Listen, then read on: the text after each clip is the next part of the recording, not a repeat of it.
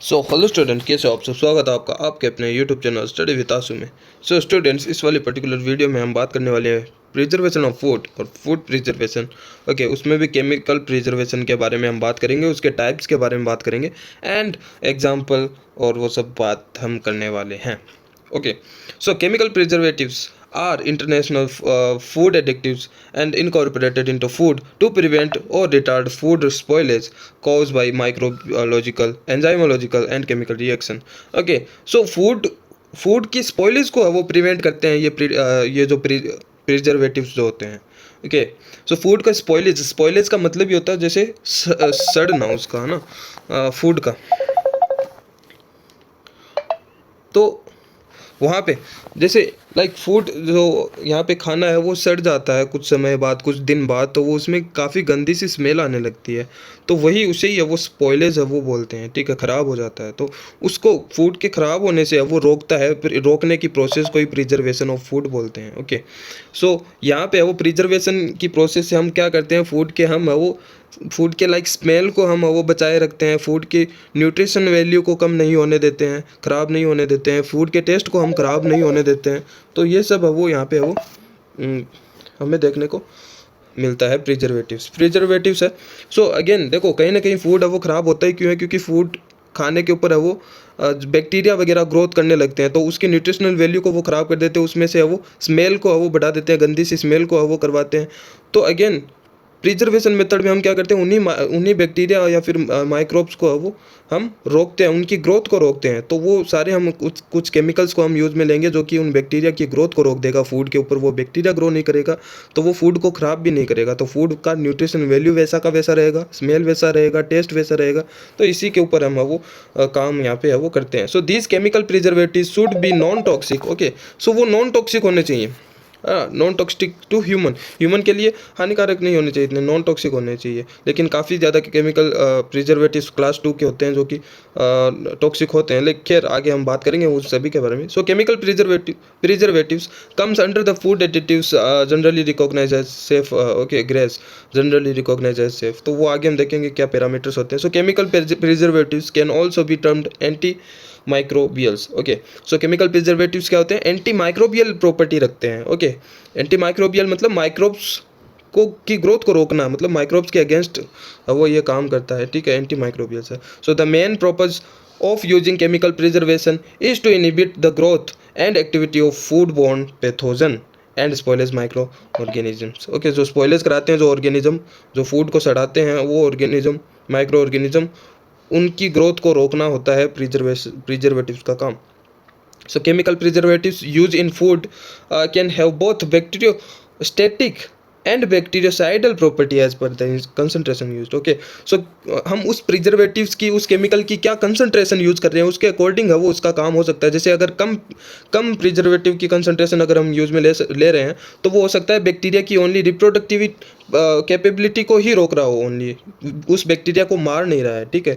अगर कम प्रिजर्वेटिव की कंसंट्रेशन लेंगे तो वो बैक्टीरिया को मारेगा नहीं, ओनली उसकी ग्रोथ को रोकेगा, रिप्रोडक्टिव कैपेबिलिटी को रोक देगा ताकि वो आगे ग्रोथ ना करे। लेकिन ज़्यादा कंसंट्रेशन हो सकता है हम अगर यूज में ले रहे हैं तो वो बैक्टीरियोसाइडल प्रॉपर्टी मतलब बैक्टीरिया को मार भी सकता है, ठीक है। तो बैक्टीरियोस्टैटिक मीन्स उसके रिप्रोडक्टिव कैपेबिलिटी को ओनली रोकेगा, बैक्टीरियोसाइडल मतलब उसको पूरा ही किल कर देगा। अब रोल अगर देखें कि केमिकल प्रिजर्वेटिव्स के क्या क्या रोल होते हैं। Okay, so interfere with the cell wall, cell membrane, enzymatic activity, nucleic acid and etcetera to prevent micro organisms growth and activity. Okay, so ये सब जो प्रिजर्वेटिव है, केमिकल प्रिजर्वेटिव्स, सो वो हो सकता है बैक्टीरिया की सेल मेम्ब्रेन को डिस्टर्ब कर रहा हो सकता है वो बैक्टीरिया की जो एंजाइम्स है उनकी एक्टिविटी को डिस्टर्ब कर रहा हो, उनके न्यूक्लिक एसिड डीएनए को वो यहाँ पे डिस्टर्ब कर रहा हो, तो वो इनमें से किसी भी प्रोसेस में वो डिस्टर्बेंस ला के उनकी ग्रोथ को वो रोक देता है, माइक्रो ऑर्गेनिज्म की ग्रोथ एंड एक्टिविटी को प्रिवेंट करता है। एंड रिटार्ड, प्रिवेंट और control undesirable changes in flavour, colour, texture और consistency of food and nutritive value of food. Okay, so nutrition value में चेंज होने से रोकता है, उनके कलर में चेंज होने से रोकता है, फूड की स्मेल को या फिर टेक्सचर के में अंदर चेंज होने से ये रोकता है। ओके, सो वो इंटेक्ट रहेगा यहाँ पे। So control natural spoilage of food. Okay, so food के नेचुरल जो सड़ जाता है नेचुरली 1-2 दिन में, तो उसको वो कहीं ना कहीं प्रिजर्वेटिव से उसकी खाने की सेल्फ लाइफ को बढ़ा देता है, ठीक है। और सो यहाँ पे दे भी रखा है कि like ideal properties of chemical preservatives, क्या क्या प्रॉपर्टीज़ होती है केमिकल प्रिजर्वेटिव्स की? वो हाई डिग्री ऑफ सोल्युबिलिटी होना चाहिए, होता है, ठीक है, वो ज़्यादा जल्दी सोल्यूबलाइज हो जाता है जो केमिकल प्रिजर्वेटिव्स होता है फूड के अंदर जो अपन काम में लेते हैं प्रिजर्वेशन के लिए। और वो जो प्रिजर्वेटिव्स है वो नॉन टॉक्सिक होना चाहिए, ओके, नॉन कार्सिनोजेनिक होना चाहिए, नॉन कार्सिनोजेनिक होना चाहिए, ओके, मतलब कैंसर है वो जनरेट उससे ना हो, ठीक है। और high thermal resistance and wide pH range stability उसकी होनी चाहिए, ठीक है। तो यहाँ पे ऐसा नहीं हो कि हाई टेम्परेचर पे वो खुद प्रिजर्वेटिव हो डिग्रेड हो जाए, है ना, थोड़ा स्टेबल होना चाहिए वो। ब्रॉड रेंज ऑफ स्पेक्ट्रम, काफ़ी अलग अलग वहाँ पे है वो, उसकी है वो रेंज होनी चाहिए, ठीक है। क्लासिफिकेशन अगर हम देखें तो क्लास 1 एंड क्लास सेकंड दो टाइप के है वो ये प्रिजर्वेटिव्स होते हैं। क्लास फर्स्ट अगर हम बात करें तो वो नेचुरल होते हैं, ट्रेडिशनल प्रिजर्वेटिव्स होते हैं, जो नेचुरल प्रिजर्वेटिव्स होते हैं, आगे हम देखेंगे। एंड क्लास सेकंड में आर्टिफिशियल प्रिजर्वेटिव्स आते हैं, केमिकल प्रिजर्वेटिव्स उनको बोलते हैं। तो क्लास फर्स्ट जिसे ट्रेडिशनल प्रिजर्वेटिव्स बोलते हैं, उसमें नेचुरल प्रिजर्वेटिव्स आते हैं, लाइक वुड, स्मोक हो गया, धुआं हो गया, मान लो धुएं से किसी को प्रिजर्व कर रहे हैं, या फिर शुगर या फिर हनी से किसी को प्रिजर्व कर रहे हैं, या फिर साल्ट डाल के हम वो किसी खाने को वो प्रिजर्व कर रहे हैं, या फिर स्पाइसी या फिर अल्कोहल, विनेगर, ऐसे है वो नेचुरल प्रोडक्ट को हम यूज़ करके, लाइक वेजिटेबल ऑयल्स है उसको उनको यूज़ में लेके अगर किसी प्रोडक्ट को हम प्रिजर्व कर रहे हैं तो वो यहाँ पे क्लास फर्स्ट आ जाता है। जैसे कि यहाँ पे काफ़ी इंपॉर्टेंट लिख रखा है वेजिटेबल ऑयल्स, इसको लाइक हम अचार को प्रिजर्व करने के लिए हम वेजिटेबल ऑयल्स का हम यूज़ में लेते हैं। घर में अगर हम, आपने नोटिस किया होगा, अगर हम घर में अचार बनाते हैं और उसको ऊपर तक अगर हम ऑयल से, वेजिटेबल ऑयल से अगर नहीं ढकें, घर का बनाया हुआ अचार वो यहाँ पे ख़राब हो जाएगा एक दो दिन में, कुछ दिनों में ही है वो, यहाँ पे वो अगर उसको थोड़ा खुला रखेंगे तो वो ख़राब हो जाएगा, ओके। या तो वहाँ पे वो ख़राब हो जाता है अगर हम उसको ऊपर तक ऑयल से है वो ना भरें, ठीक है। लेकिन ऑयल्स को ऊपर तक है वो भरते हैं तो वहाँ पे वो ख़राब नहीं होता है, ठीक है, अचार। लेकिन वहीं दूसरी तरफ हम वो देखें, हम बाहर का अगर अचार लाएँ, ठीक है, मार्केट से अगर अचार खरीद के लाएं अपन, उसमें ऑयल नहीं होगा, आप नोटिस करना, ऊपर तक ऑयल नहीं होगा, इवन उसमें ऑयल नए के बराबर होता है, फिर भी वो क्यों इतने दिन तक वो चलता रहता है। काफ़ी दिन उसको खुला रखो, बंद रखो, आप कैसे भी रखो, वो ख़राब नहीं होता है मार्केट वाला अचार। क्यों नहीं होता है? क्योंकि उसमें वेजिटेबल और नेचुरल प्रिजर्वेटिव्स का यूज में नहीं लेके वहाँ पे यूज में लिया जाता है क्लास सेकंड केमिकल प्रिजर्वेशन का। वहाँ पे बहुत सारे पाउडर्स ऐसे आते हैं जो कि अचार को प्रिजर्व रखते हैं, काफ़ी ज़्यादा नुकसानदायक होते हैं, वो काफ़ी ज़्यादा अपनी मेटाबॉलिक एक्टिविटी को भी सप्रेस कर सकते हैं कहीं ना कहीं, तो वो इतने ज़्यादा नुकसानदायक होते हैं क्लास सेकंड वाले, वो वहाँ पे यूज़ में लेते हैं। मार्केट में जो अचार वगैरह हम खरीदते हैं तो वो वहाँ पे अपन को नहीं खाना चाहिए, अपन को वो घर में बनाकर है वो हम खा सकते हैं। वो फर्मेंटेड भी होगा, राई वगैरह उसमें होगी तो वो अच्छा भी रहेगा। लेकिन बाहर से अचार खरीद के और अचार सॉसेज वगैरह है वो बाहर का नहीं खाना चाहिए, कोई भी पैकेज फूड है वो मोस्टली ख़राब ही रहता है, ठीक है। बस बाहर के वो जो प्रोडक्ट्स आते हैं लाइक सॉसेज है और अचार हो गया, वो उसमें न्यूट्रिशनल वैल्यू को है वो चेंज नहीं होने देता, स्मेल को चेंज नहीं होने देता, टेस्ट को चेंज नहीं होने देता, ये बेनिफिट है। लेकिन उससे ज़्यादा नुकसान भी है, वो क्लास सेकंड प्रिजर्वेटिव अपने अपने को भी नुकसान पहुंचाता है ना, तो इसलिए थोड़ा बच के रहना है इनसे, कस्टमर के लिए ज़्यादा है वो यूज़फुल इतना नहीं है ये क्लास सेकंड वाला। लेकिन हम क्लास फर्स्ट को ही पढ़ रहे हैं, यहाँ पे वेजिटेबल ऑयल सनी वगैरह से है वो, अदरक वगैरह है वो, काफ़ी ज़्यादा ऐसी चीज़ें हैं जो कि हम एज ए प्रिजर्वेशन करने में है वो काम में लेते हैं, तो वो क्लास फर्स्ट में आ जाती है etcetera, okay. And which are commonly used in like kitchen paste और सब, okay. So these chemical preservation are not restricted to use these chemical preservatives are not restricted to use, and there is no imposed limitation on their use, okay. So these naturally occurring preservatives are regarded as safe for human health, okay, human के health के लिए ये यहाँ पे safe होते हैं। लेकिन class second वहाँ पे केमिकल प्रिजर्वेटिव्स होते हैं। So these are synthetic chemical preservatives that are made in the laboratory, for example like nitrates, propionates and parabenzene, benzoates and acetates, sorbates, sulphur dioxide, okay. And microbial preservation, okay, so ये थोड़ा और different है। So these are include anti microbial preservatives and like bacteriocins, okay, example niacins, okay. सो यहाँ पे कुछ lactic acid bacteria होते हैं जिनसे वो नियासिन वो नाम का केमिकल एक्सट्रैक्ट किया जाता है बैक्टीरिया से, जो कि दूसरे टाइप के बैक्टीरिया होते हैं उनकी ग्रोथ को इनिबिट करते हैं और फूड स्पॉइलेज को वो इनिबिट करते हैं, सड़ाने गलाने से वो रोकते हैं। और पैथोजेनिक बैक्टीरिया जो होते हैं लाइक जो नियासिन है, जो कि हमने लैक्टिक एसिड बैक्टीरिया से हम आइसोलेट कर सकते हैं इस केमिकल को, उसको एज ए प्रिजर्वेटिव हम यूज में ले सकते हैं। जो कि देखो नियासिन है एक lactic acid bacteria like lactococcus lactis से है वो, ये यहाँ पे प्रोड्यूस किया जाता है, आइसोलेट किया जाता है नियासिन। तो ये नियासिन है ये इनहिबिट कर सकता है क्लोस्ट्रीडियम नाम के बैक्टीरिया को, क्लोस्ट्रीडियम टायरोब्यूटायरिकम, ठीक है, टायरोब्यूटायरिकम, क्लोस्ट्रीडियम टायरोब्यूटायरिकम जो बैक्टीरिया है, क्लोस्ट्रीडियम बोटुलिनम जो बैक्टीरिया है, एंड लिस्टेरिया मोनोसिस्टोजिनस है, ये सब बैक्टीरिया है वो चीज़ को सड़ा देते हैं, चीज़ के को है वो ख़राब कर देते हैं। और काफ़ी ज़्यादा अदर जो डेयरी प्रोडक्ट्स है, मीट एंड फिशेज़ वगैरह है, इनको वो सड़ा गला देते हैं, इनके ऊपर है वो ये फीड करते हैं। तो इन क्लोस्ट्रीडियम जैसे बैक्टीरिया को, लिस्टेरिया जैसे बैक्टीरिया को ये इनहिबिट कर सकता है, उनकी ग्रोथ को इनहिबिट कर सकता है। तो इसलिए इस नियासिन को हम वो एज ए प्रिजर्वेटिव्स यूज़ में ले सकते हैं। और क्योंकि ये बैक्टीरिया लैक्टिक एसिड बैक्टीरिया से है वो, लेप्टोकोकस बैक्टीरिया से आइसोलेट किया गया है, तो इसलिए इसको है वो माइक्रोबियल प्रिजर्वेटिव्स बोलते हैं। So using bacteria in like microbial preservatives helps reduce the use of the chemical preservatives. Okay, तो इस माइक्रोबियल प्रिजर्वेटिव्स को यूज़ करके हम रिड्यूस कर सकते हैं केमिकल प्रिजर्वेटिव्स को यूज़ करना, जो कि काफ़ी ज़्यादा ख़राब करते हैं। जो क्लास सेकंड प्रिजर्वेटिव्स होते हैं, केमिकल प्रिजर्वेटिव्स, उनका यूज़ करना हम कम कर सकते हैं इसको यूज़ में लेके।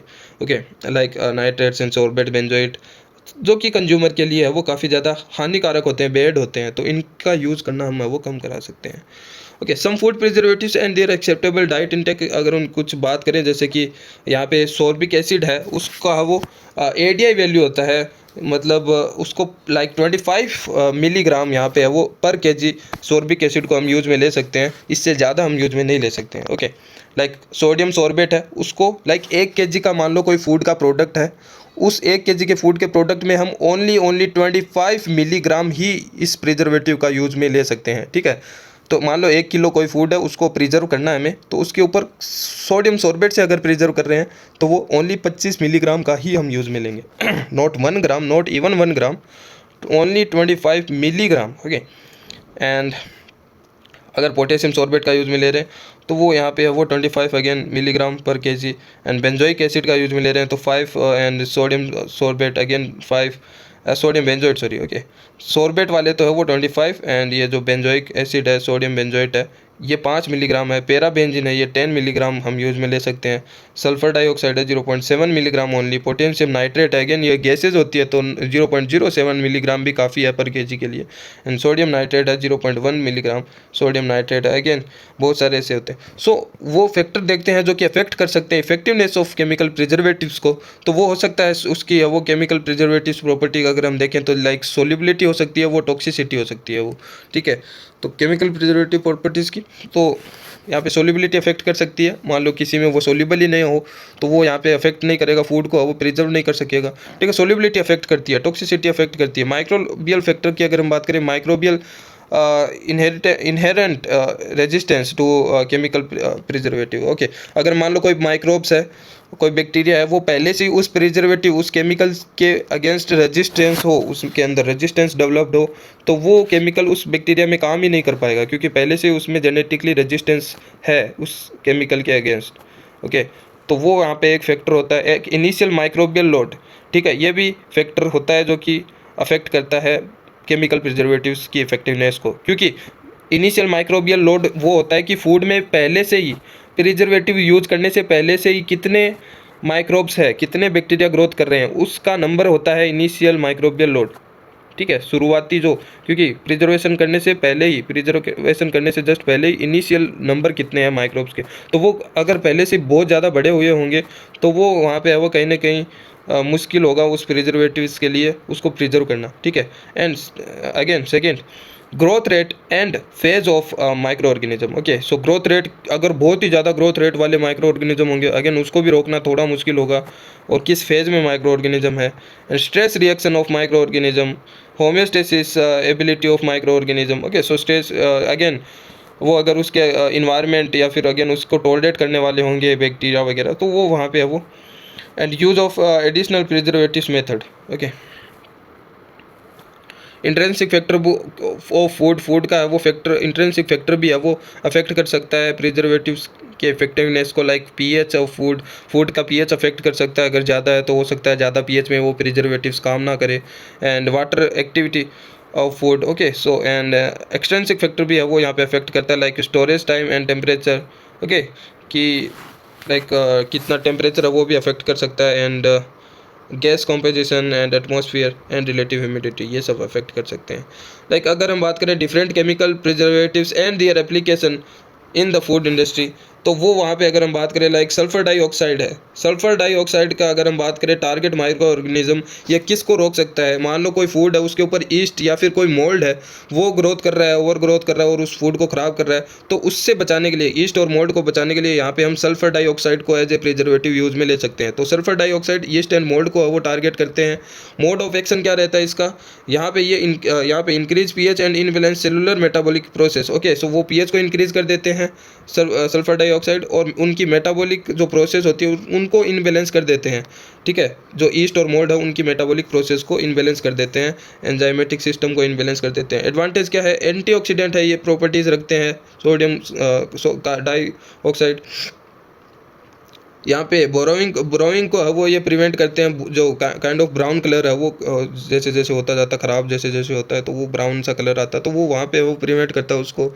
एंड कलर को प्रिजर्व रखता है। सोडियम यहाँ पे सल्फर डाइऑक्साइड कलर को इंटेक्ट रखता है, जो कलर होता है फूड का वो उसको ख़राब नहीं होने देता है। एंड चीपर होता है, ये सस्ता होता है, इजीली अवेलेबल भी हो जाता है सल्फर डाइऑक्साइड। डिसएडवांटेज है द इंटेंस पंगेंट ऑडोर, कुछ इसकी स्मेल ज़्यादा अच्छी नहीं होती है। एंड यही सब वो इसके यहाँ पे डिसएडवांटेज हम लिख सकते हैं। एप्लीकेशन की यहाँ पे किस में यूज में ले सकते हैं हम सल्फर डाइऑक्साइड? जो बेवरेजेस होते हैं, ड्रिंक्स वगैरह, वहाँ पे, एंड फ्रूट प्रोडक्ट्स जितने होते हैं वहाँ पे वो सल्फर डाइऑक्साइड को हम यूज में ले सकते हैं। एंड हीट सेंसिटिव जो फूड्स होते हैं वहाँ पे हम इसको यूज में ले सकते हैं। Effective for low pH food, low pH food वाले जो फूड होते हैं वहाँ पे ये इफेक्टिव होता है। Okay, sodium sorbate and potassium sorbate, ये भी है वो यीस्ट, मोल्ड प्लस में बैक्टीरिया, इन तीन के ऊपर ये काम करता है। टारगेट माइक्रो ऑर्गेनिज्म इनके यही है, sodium sorbate and potassium sorbate के। ओके, ये डिस्टर्ब करता है एंजाइमिक सिस्टम को, inhibit and many enzyme involve in TCA cycle. So जो सिट्रिक एसिड साइकिल है माइटोकॉन्ड्रिया में, जो टीसीए साइकिल चलती है, ओके, सो उसको अफेक्ट करता है, उसको रोक देगा तो वहाँ पे एनर्जी उनको नहीं मिलेगी, माइक्रो ऑर्गेनिज्म को तो एनर्जी नहीं मिलेगी, तो उनकी ग्रोथ नहीं होगी। ओके, तो sodium sorbate and potassium sorbate, उसमें जो टीसीएम साइकिल में जो एंजाइम काम में आते हैं उसको टारगेट करते हैं। ठीक है, यीस्ट, मोल्ड और बैक्टीरिया में।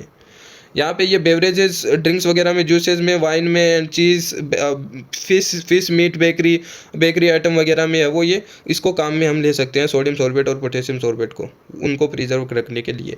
बाद में बेंजोइक एसिड आता है। बेंजोइट है, ये ईस्ट एंड मोल्ड के ऊपर है, वो काम कर सकता है, उनके एंजाइमेटिक सिस्टम को डिस्टर्ब कर सकता है। ओके, एडवांटेज की अगर हम बात करें, most active against east and mould, east और मोल्ड के लिए काफ़ी ज़्यादा एक्टिव होता है ये बेंजोइक एसिड।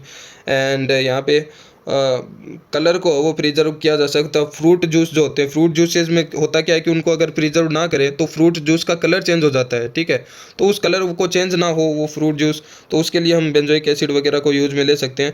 एंड लेकिन यहाँ पे डिसएडवांटेज है कि रिस्क ऑफ रेस्पिरेटरी डिजीज़, इसको यूज में लेने से रेस्पिरेटरी डिजीज़ होने का काफ़ी ज़्यादा रिस्क रहता है, तो ये काफ़ी बेकार सा है ये। तो अगर आप देखो कहीं पे भी क्लास सेकंड ये प्रिजर्वेटिव है जो बेंजोइक एसिड है, थोड़ा सा रिस्क यहाँ पे रहता है रेस्पिरेटरी डिजीज़ का। यहाँ पे एप्लीकेशन अगर देखें तो हाई एसिडिक जो फूड होता है, फ्रूट ड्रिंक जो होती है, वहाँ पे हम इसको यूज में ले सकते हैं बेंजोइक एसिड को।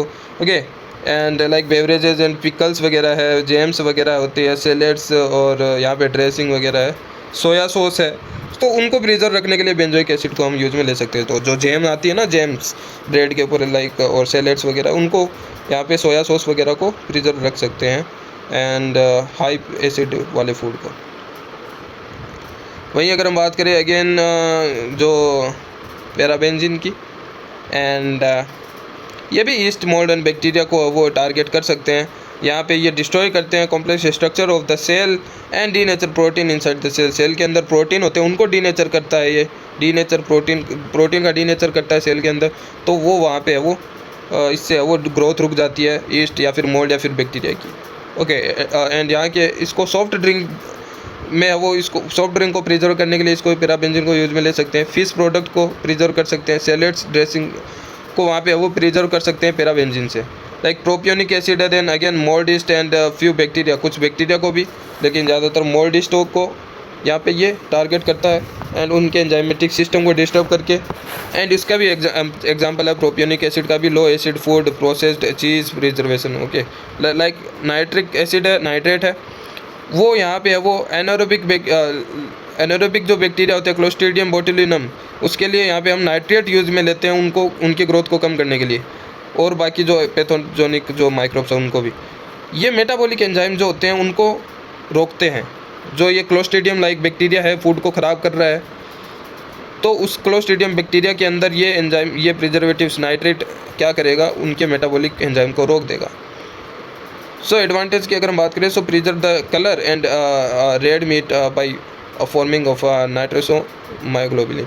ओके, सो नाइट्रोसोमायोग्लोबुलिन ये बनाता है जिससे उसका कलर है वो लाइक रेड मीट है, वो उसका रेड मीट जैसा है वो कलर इंटैक्ट रहता है, वो यहाँ पे वाइटिश नहीं हो पाता है, ठीक है, ब्राउनिश नहीं हो पाता है, ठीक है। तो वहाँ पे उसका नाइट्रिक एसिड का वो यूज़ में लिया जाता है, नाइट्रेट को हम यूज़ में लेते हैं, तो ठीक है।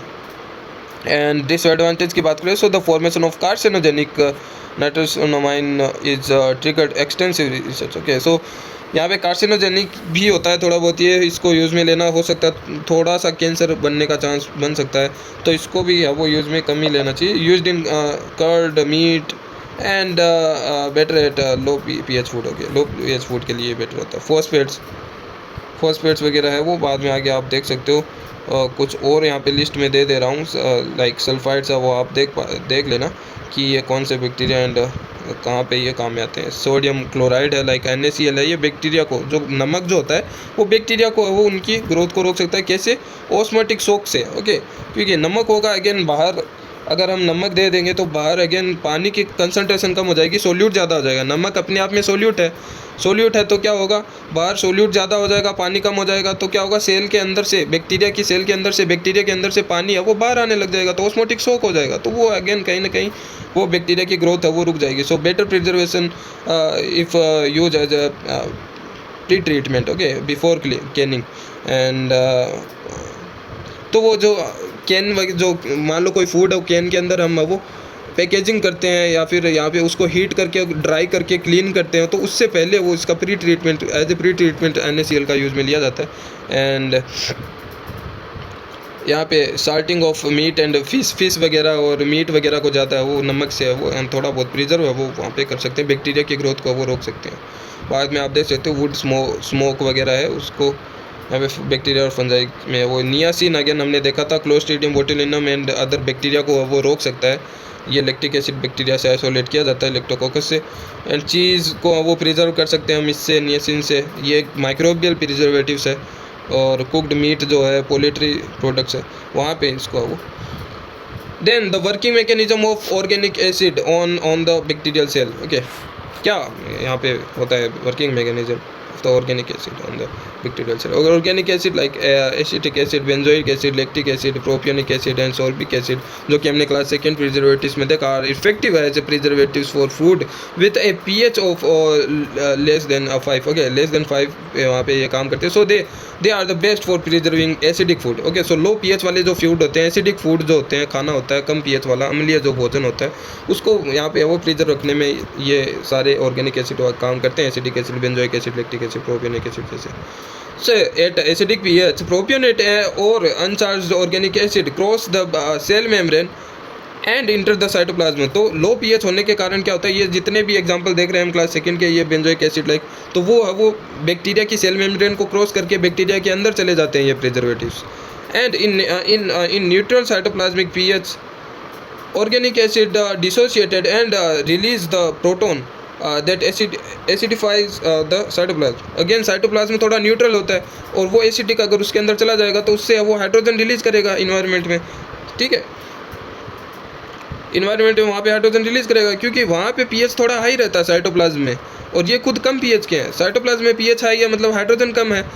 ठीक है, हाइड्रोजन कम है तो ये हाइड्रोजन को डोनेट कर देते हैं. तो यहाँ पे this cell use ATP and like ATP to pump proton out of the cell to like decidify the cytoplasm and which make energy unavailable for their growth. ठीक है, जिससे होगा क्या, साइटोप्लाज्म में हाइड्रोजन आयन बढ़ता जाएगा. हाइड्रोजन आयन बढ़ने के कारण उस हाइड्रोजन को उस बैक्टीरिया से बाहर निकालने के लिए ये एटीपी पंप को यूज़ में लेगा, जिसको वो एटीपी को यूज़ में लेके वो हाइड्रोजन को बाहर निकालने लग जाएगा. बैक्टीरिया अपनी अंदर से हाइड्रोजन को बाहर निकालने के लिए एटीपी को यूज़ करने लग जाएगा, और उसको यूज़ करने के लिए वो उस एटीपी को अपनी ग्रोथ के लिए यूज़ नहीं कर पाएगा क्योंकि वो अब उस एटीपी को यूज़ में ले रहा है हाइड्रोजन को बाहर निकालने के लिए. ओके, सो अब उसका, क्योंकि अब वो एटीपी को अपनी ग्रोथ में यूज़ में ले नहीं पा रहा, तो उसकी ग्रोथ होगी नहीं, ठीक है, इनहिबिट हो जाएगी। तो ऐसे ही है, ये काम करते हैं ऑर्गेनिक एसिड क्लास के जो माइक्रो प्रिजर्वेटिव्स है। यहाँ पे कुछ वो गाइडलाइंस है कि इनकी कुछ स्पेसिफिक पीपीएम है, इसको आप वैसे स्किप भी कर सकते हो। यहाँ पे अगर आपको पता हो कि nitrite and nitrate preservatives should not be used in infant food. Okay, so बच्चों वाला जो खाना है, इन्फेंट जो होते हैं, लाइक वो जो अभी जन्मजात बच्चे, वहाँ पे नाइट्राइट एंड नाइट्रेट प्रिजर्वेटिव्स को यूज़ में लेना ही नहीं चाहिए। तो you should be aware about this. Okay, so children के जो खाना होता है उसमें आप देखो कि पैकेजिंग फूड अगेन खुआओ ही मत ना, खाना घर का ही खुआओ, आप दलिया खुआओ ना, ठीक है। अगेन, तो वो अगर आप पैकेजिंग फूड खुआओगे तो उसमें कहीं ना कहीं प्रिजर्वेटिव आएगा ही आएगा। तो आप थोड़ा इंश्योर करना कि वहाँ पे नाइट्राइट हो, वो वहाँ पे वो यूज़ में नहीं किया गया हो। So the use of titanium dioxide E171, इसका ई नंबर होता है, अलग अलग प्रिजर्वेटिव्स का अलग अलग ई नंबर होता है। तो टाइटेनियम डाइऑक्साइड का ई नंबर है E171, is fully banned as a food additive in Europe. Okay, Europe में ये जो टाइटेनियम डाइऑक्साइड है, ये प्रिजर्वेटिव बैन ही है, क्योंकि काफ़ी ज़्यादा ये टॉक्सिक होता है, काफ़ी ज़्यादा हार्मफुल होता है। सो पता नहीं इंडिया में है या नहीं ये allow. Preservatives can be use to extend the expiry date of food, but unfortunately not of people.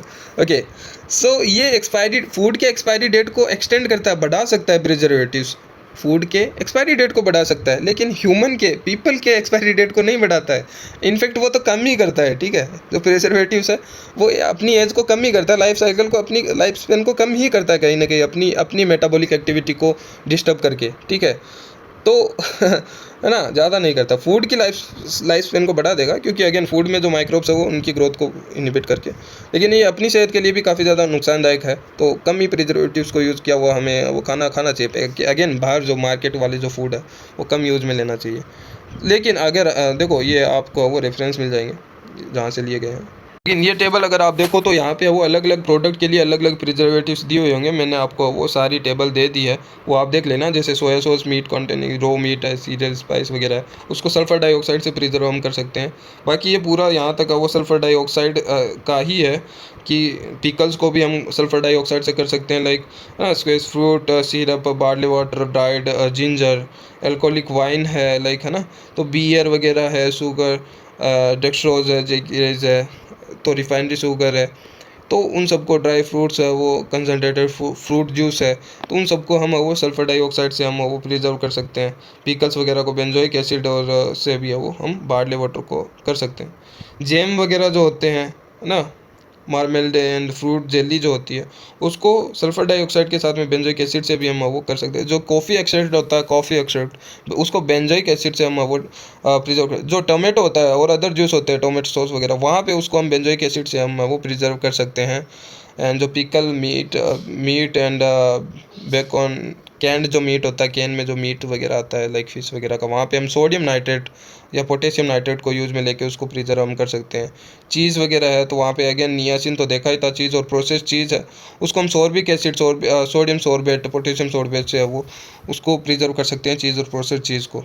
Paneer को हम यहाँ पे sorbic acid and sodium sorbate या फिर पोटेशियम सोर्बेट से वो अगेन पनीर को हम वो प्रिजर्व कर सकते हैं। फ्लोर कॉन्फेक्ट्री को भी हम यहाँ पे हम सोडियम सोर्बेट से, पोटेशियम सोर्बेट से यूज उसको प्रिजर्व कर सकते हैं। बेकिंग फ्लोर है, सोडियम डाइएसिटेट है, प्रोपियोनेट है, तो मेथिल प्रोपिल हाइड्रोक्सी बेंजोएट है, उससे हम वो प्रिजर्व कर सकते हैं बेकिंग फ्लोर को।